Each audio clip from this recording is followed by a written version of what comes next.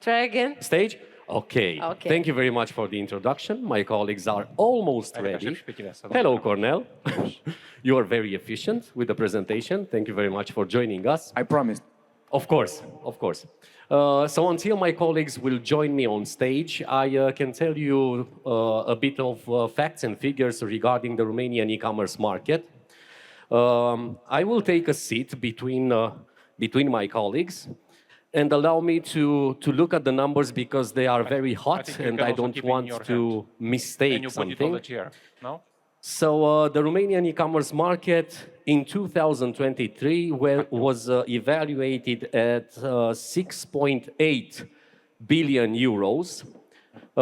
This means an 8%, almost 8% increase compared to 2022.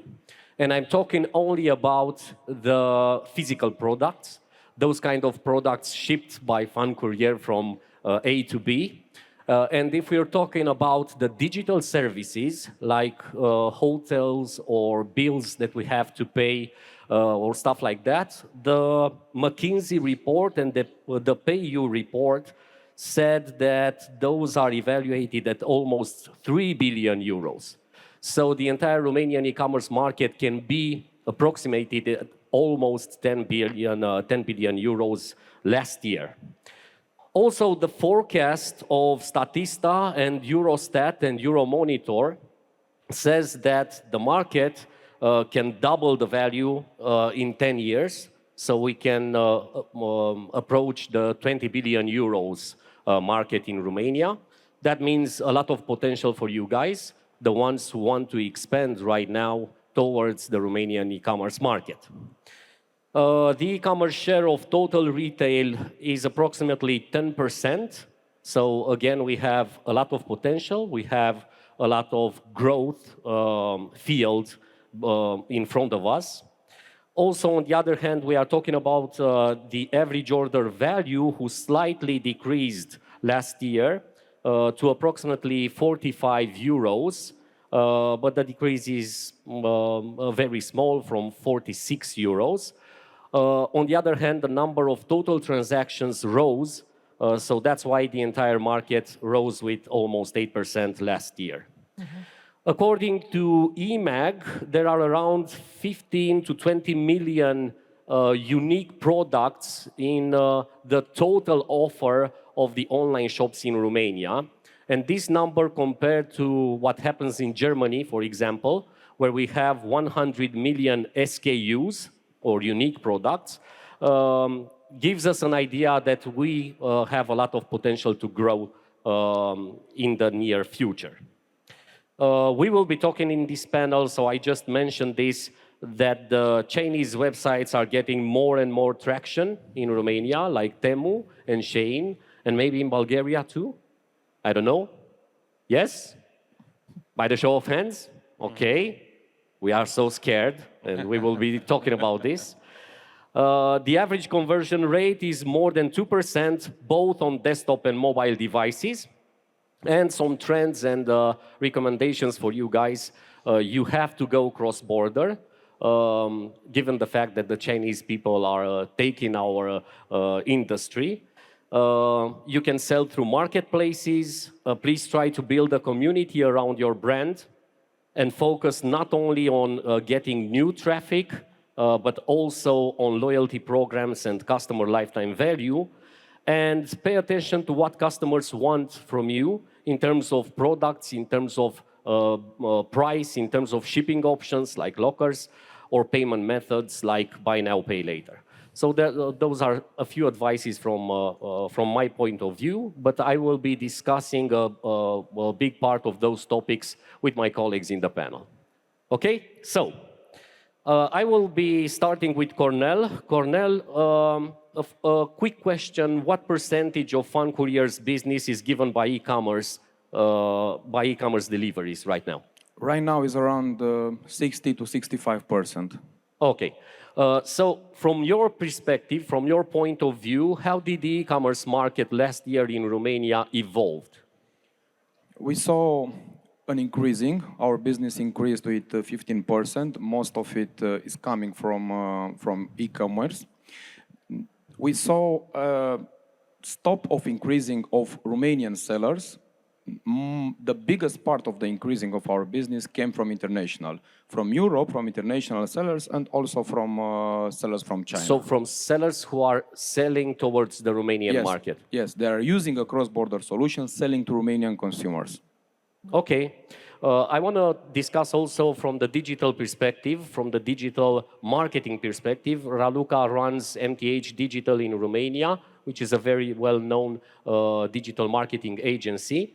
And for those from this audience, from the Balkans, okay, because this is the Balkan e-commerce summit, that want to expand their business in Romania, what are the most important things from your perspective, from your point of view, that they should know regarding the digital marketing?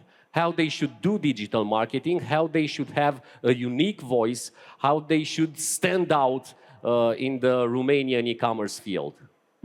Thank you for the question, and hello everyone. I would say it's a very complex question, and there are, of course, particularities of the Romanian e-commerce market, and also, yes, you have to have a strategy in order to stand out and be unique. In terms of specific things about the Romanian e-commerce market, I would say, first of all, comparing to Bulgaria, the social media landscape is a bit different. In Romania, out of the 15.6 million users, we have Facebook and TikTok leading in terms of social networks at the moment. So the Chinese are coming in the social media also. In the social media, yes. We have 9 million users of TikTok in Romania and also 9 million of users of Facebook. Instagram is the next social network that is very used. We have like 5.3 million users. And there are the emerging social networks also, like X, Snapchat, especially for the younger audience, and so on. But in terms of TikTok, Romania has had a huge increase during the last 2 years, and usually users spend like 1 hour per day active on TikTok. In general, Romanian users spend their time on mobile devices, just as Andrei was mentioning, and on social media in general, like 2 hours and 5 minutes. It's quite interesting that actually last year, the reports from Data Reportal show that Romanian internet users have spent less time online and less time on social media also, comparing to 2022. And the main reason is that they went offline, traveling, and so on. So for e-commerce, I would say that having an omni-channel presence is very important right now in Romania. So for example, if you don't really have like an online shop, you could at least have a showroom to show your products. We also see a lot of increase in cross-border selling and also buying. And especially when these sellers come with competitive prices or unique advantages, they are very much welcome by the market. But I think building trust is very important. So even before thinking about a unique competitive advantage, I would also take into account this idea that you need to build trust. And according to the GPeC survey last year also, it was shown that customers are really looking into the Google reviews that you have, in the social media reviews and comments and so on. So building trust is quite important. In terms of the e-commerce market in general, we have kind of two worlds that are not the two opposite poles, so to say. They are the very price-sensitive customers. And what we saw last year indeed was that 1 out of 3 Romanians bought from Chinese online shops. And the main reason was that the prices were very, very good. And yeah, so this is a very competitive market, but there is also a lot of competition for people who want to buy premium products, luxury products, and this market is also increasing. Okay, but you said regarding TikTok, you said that there are 9 million users on TikTok right now. But from your experience, are there any online shops who are using TikTok as a marketing channel?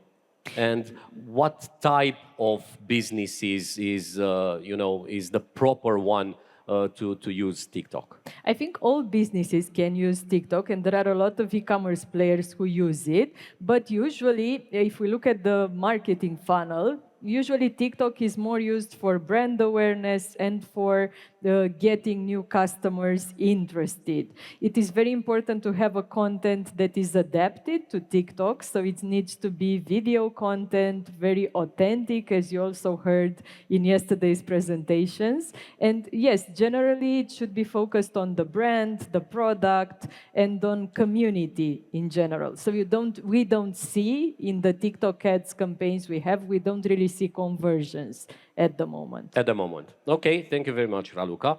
Now, Bogdan, from the question is the same regarding the businesses from Balkans who want to expand their business in Romania. But this is from the legal perspective, because Bogdan Manolea is the co-founder of TRUSTED.ro and also the executive director of the Association for Technology and the Internet. So, Bogdan, how is the Romanian law, the Romanian regulations are compared to the EU? How can they differ somehow? So the good thing for anyone coming to the Romanian market is that being part of the European Union, it means that the European legislation is fully aligned with the Romanian one. So basically you can start selling directly to Romania without any major problems.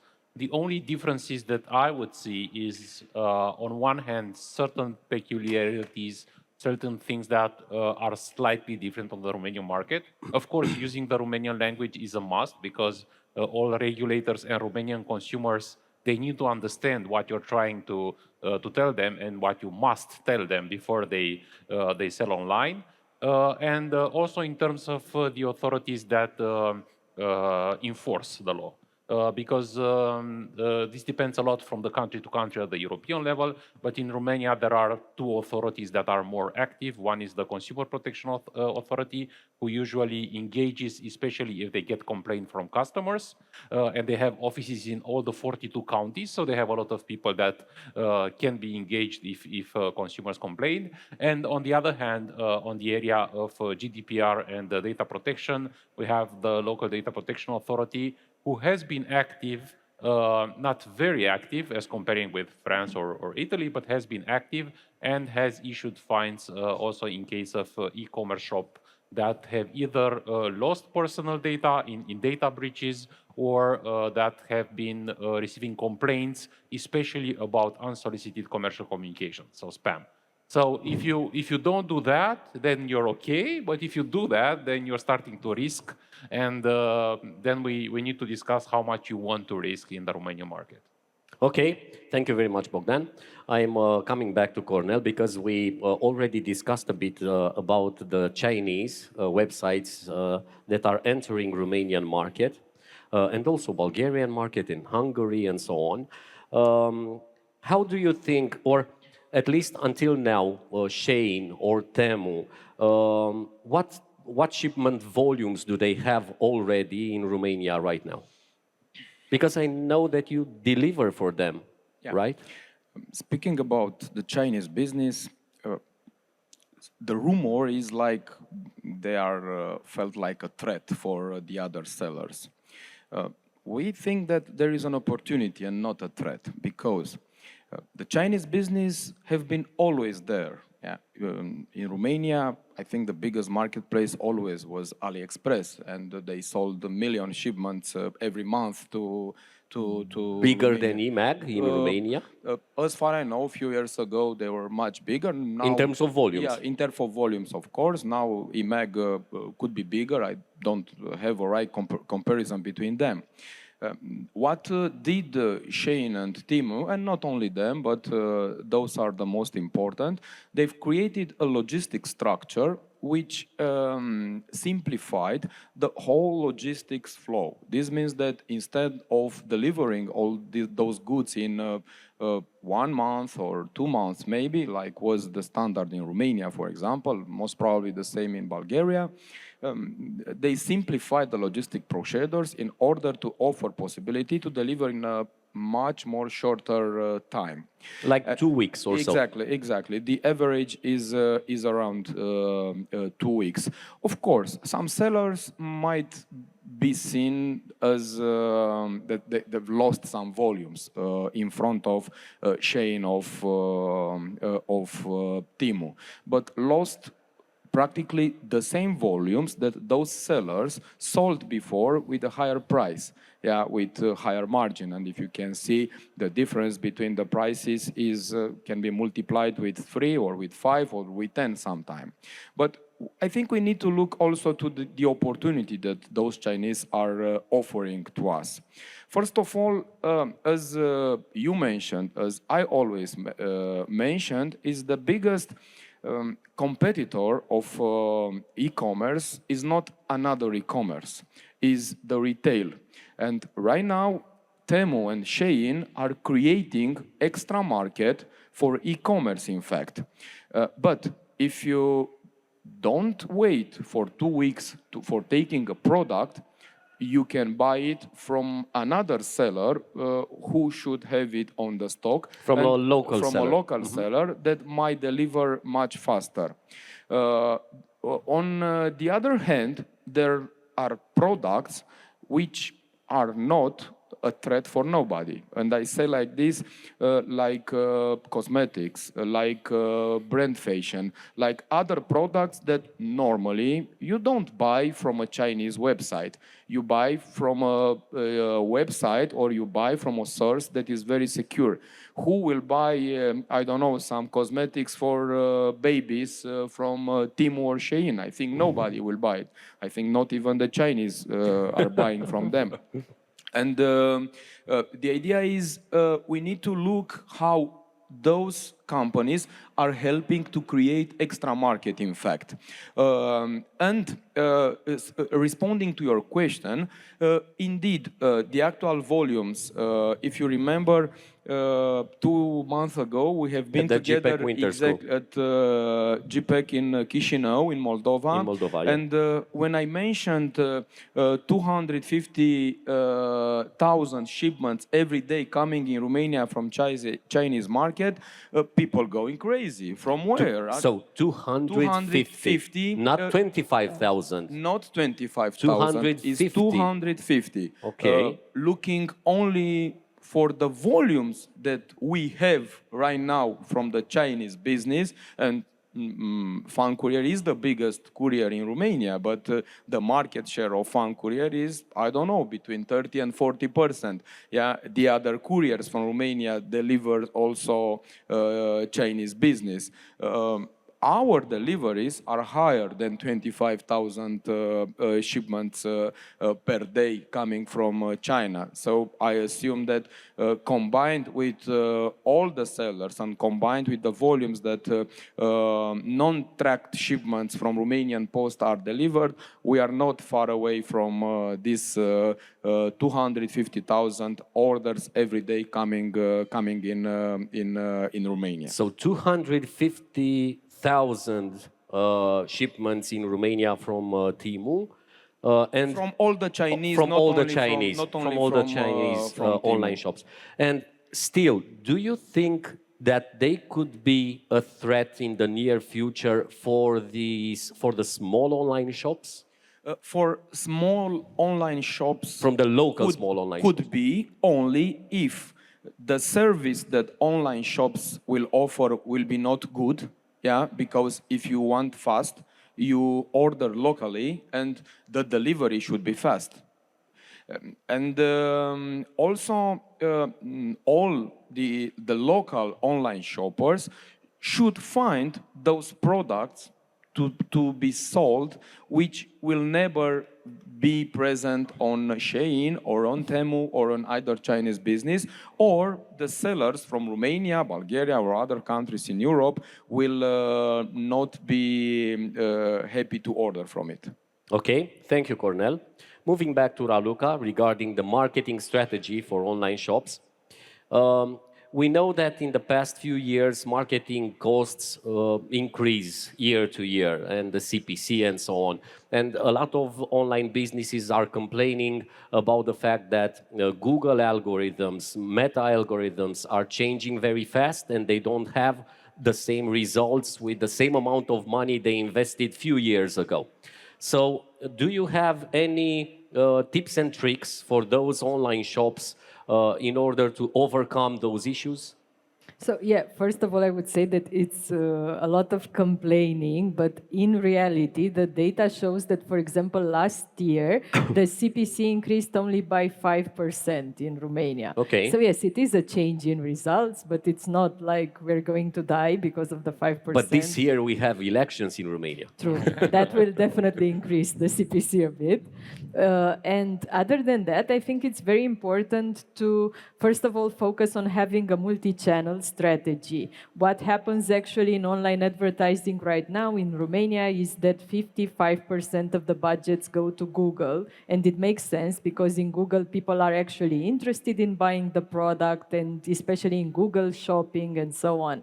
But it really makes sense to be present on the other channels as well. As I mentioned, TikTok, also affiliate marketing, also programmatic display advertising. There are many channels that online shops don't really tap into. So they only go to Google, Meta, and the two platforms have become like red oceans, more and more competitive.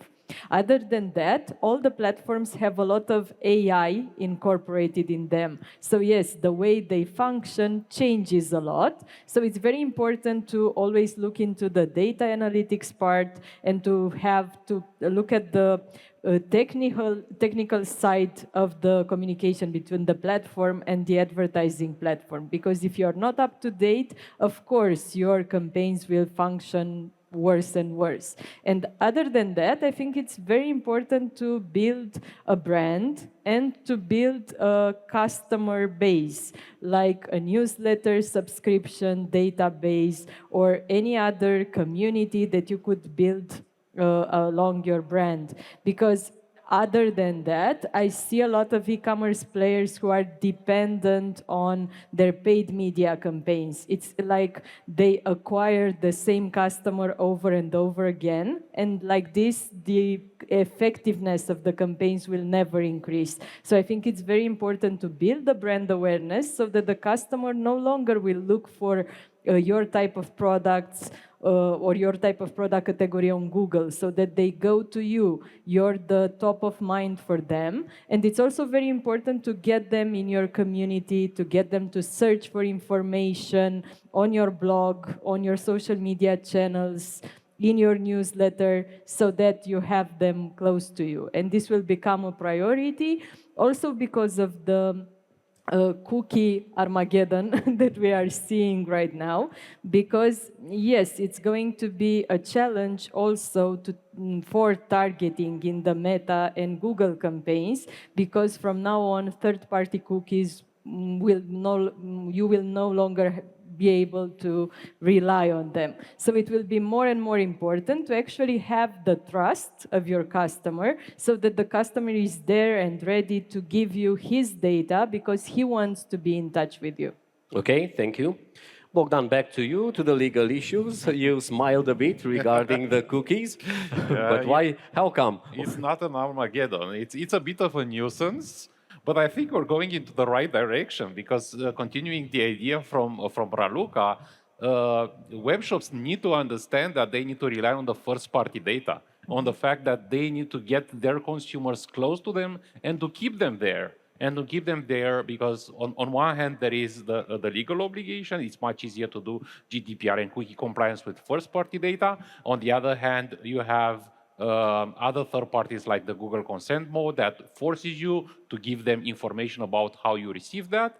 And then you have all the trust part relating with the fact that you already have some consumers. It's much easier to get them happy about the purchase and to keep them in your own community for a longer term. So if you're thinking in perspective, I see these things as a let's say, lowering the dependence on the bigger platforms and an increase of your own platform. The problem is if the current web shops or the current players on the market will be able to understand that and to tap into this. And this is an open question, and it depends on the competitors on the market. Okay, and back to my question. How can a foreign e-commerce website can make sure that he complies to the Romanian regulations, to the Romanian legislation? So first, I would say that if you have any kind of web shop which is in European Union, you can start selling in Romania only by translating the web shop in Romanian, and that's the first step. Actually, you don't need to have a physical presence, and if you don't do any kind of direction of marketing into Romania, you would not be probably at all affected by any kind of the Romanian legislation. But once you start directing your marketing activities and you start getting more orders, then you just need to be sure that the information that you have on the website is legally compliant. In our project TRUSTED.ro, we try to simplify the legislation for e-commerce shop owners. So we have a checklist with 35 checkpoints, and we go with each web shop that wants to be compliant to see that they check those boxes. So basically, if we're joking with the law being the whip, we are the carrot. So we actually try to voluntarily engage with the web shops and tell them, it's better that you respect the legislation, that you show everyone that you respect it. So in this way, it's another way to increase trust in e-commerce. Okay, thank you. Cornel, you talked about cross-border. Let's discuss a bit specifically how can you at FAN Courier can help online shops from Bulgaria or from the Balkans to make transactions cross-border towards Romania. And I'm also referring at the fact that you are not only a courier company right now, you are also a fulfiller, so you can help them both ways. Indeed. FAN Courier is not anymore only a courier company, it's a complex logistics service provider. First of all, as I said before, if you want to sell, you need a logistics solution. A logistics solution is starting from the point where you are storing your goods, the way that you offer visibility and traceability to your customer. The last mile provider also becomes very important into this in all this frame. We, as I mentioned before, we always consider that our goal is to help our partners and our consumers to grow. What we did was to be much more present close to sellers in order to help them to offer a regional fingerprint, because in actual period it's not enough to be a local hero in your country. There are very strong companies, courier companies in all Central Eastern Europe region, but if you don't offer a regional fingerprint, this for the sellers becomes harder and harder to integrate more logistic solution, more logistic service providers. We are able to serve not only Bulgarian sellers, but also the Greek sellers and all the sellers from Central Eastern European part also of European community, because there is another discussion for the other countries in Balkans which are not part of European community.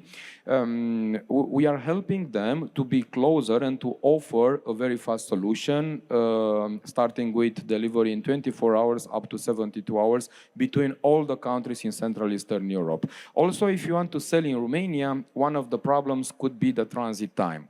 Yeah, if the transit time is not a proper one, and something very specific for Romanian consumers is that the standard delivery is next day. So in Romania, if you don't offer a next day delivery solution, becomes much harder to sell, to convince your consumer at the checkout to click on payment for the product. So this is basically a particularity for those consumers in Romania. We want very fast shipping. Yes, okay? Indeed. Romanians want very fast. If you don't deliver fast, you can lose your sale. And this is why sometimes we, with all international partners that we have, because we have partners from all Europe injecting into our network, we see that if the order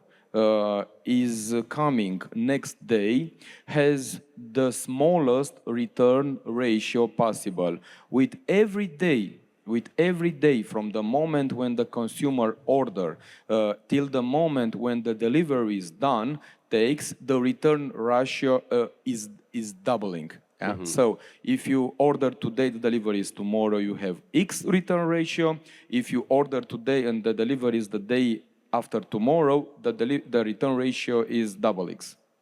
Okay, and I also have a few questions for you, Cornel, very quick questions that can gives us a glimpse regarding the what consumer wants in Romania. So, what were the main categories of products which were sold online and delivered by you in 2023? That's the first one. Because we have a big capacity and we invested a lot in automatization, and this is very important mostly in the peak season. Right now, FAN Courier offers solution with automatically sorting machine with a capacity around 100,000 shipments per hour. You know very well that in our business, even you have 24 hours, normally the sorting in the main hubs should be done in only, I don't know, 4 to 6 hours. This is the operational window that we have. Our focus is on small shipments, 0 to 10 kilos, and based on our customer portfolio, we see that the biggest traction had the fashion. FAN Courier right now has around, I think, 70 to 80% from the total fashion e-commerce market as a market share. Also, IT&C increased, beauty increased a lot. Okay, so fashion, IT&C, and beauty. And my second and third question, what was the average order value? From our statistics, was something like 45 euros. And how do Romanians prefer to pay? Cash on delivery versus payment by card in advance? From what we see based on the average of COD shipments, we are not far away from what you mentioned. We are also around 40 to 45 euros average value per consignment. And in Romania, COD, cash on delivery, is still the preferred method for payment. Like in percentage? Around 65%, around 65% from total B2C that we deliver is B2C. And by the way, this is another point where the Chinese business is helping, because all the Chinese business is prepaid. Should be paid by is prepaid, card. and somehow this increasing of the prepaid volumes helps all the consumers to decrease the ratio of COD in total number of shipments. And everybody knows that if a shipment is prepaid, the return ratio is almost zero. Why do you think this happens, by the way? Because, okay, I know we've talked at different editions of GPeC that it's a matter of trust when people decide to pay by card in advance. So are Romanians having more trust in Temu than in a local player? Or just because they are forced to do so and they don't have any other option, they choose payment by card? If you are good, if you are selling good products or cheap products, or customers want your products and you don't offer COD, the customers are paying. Why? Okay. And also, why are doing this? Because they have no alternative. I'm very sure that if from tomorrow Temu or Shein will offer cash on delivery, the volumes will be doubled, but the return ratio will be most probably 30% or something like this, which is something regular for Chinese business with COD. Okay, thank you very much, Cornel. Raluca, because we approach, we don't have enough time. I know that you at MTH have different type of businesses that you are, like online shops, different verticals, small or big companies, and you are doing digital marketing campaigns for them. But is there something in common, something that can define a customer in Romania? Like, okay, the customer in Romania wants this and this and this. In any case, you know, the target audience is different for the online shops. I'll build up on what you were discussing with Cornel. I think the customer in Romania has become more and more educated. So they expect a lot of options in terms of delivery and payment. So these are two of the things. And yes, they want quick service, they want good service and good customer support. They still expect to call or, for example, to send a message on WhatsApp, which is the most used in Romania. We don't have Viber, actually, not so much used. And they expect very quick customer support and very quick solutions. And also in terms of delivery, we also have a particularity because we had a lot of players, international players coming to the market and offering free shipping, free returns. They kind of expect it, and especially in fashion, which is the #1 vertical we also see in Romania, they expect free delivery, next day delivery, if possible, same day delivery, because we have players who offer this. And yes, they also expect to have free returns. And in terms of what you were saying about the cash on delivery option, I also think customers in Romania see it as a type of credit. So they buy and they book that product and the courier delivers it, but they don't yet pay for it. And we also see this a lot. There is a lot of payment by credit. So also these type of apps are starting to grow a lot, and especially for impulse shopping like fashion, beauty, and so on, they increase conversion rates. And in terms of shipping, I would also mention that I see a high increase in terms of locker deliveries and also pickup point deliveries. I saw for our customers around 20 to 25 of the deliveries going to lockers. So I think this is also important. Okay, thank you, Raluca. And let's close the panel in a very optimistic way, talking about the risks, okay, that an online business will have if they don't comply with the legislation. Actually, the risks are there, but are not so high. So we'll still finish optimistically. Okay. I think the risks are not too high, and actually, for a lot of authorities are taking into consideration the fact that it's an online small shop. So you will not close your business in any case. But coming back to what Raluca is to end on the same line. Not only that the Romanian consumer wants to feel like a king, but also they complain if they don't feel like a king. So, and that is actually the biggest danger. So as long as you keep your customers happy, and as long as you build trust in your relation with them, then also the legal compliance, the legal risks are very much reduced to a minimum. Excellent. Thank you very much to you all in your applause. Thank you very much, guys. GPeC. And we will be expecting you at GPeC Summit on May 20 and May 21st. May 21st is the conference day. We already announced 5 great international speakers, starting Avinash Koshik. All of them are on our side, on our website. And we also will be expecting you at GPeC in Chișinău, in the Republic of Moldova, on June 20. Thank you very much. Enjoy your day.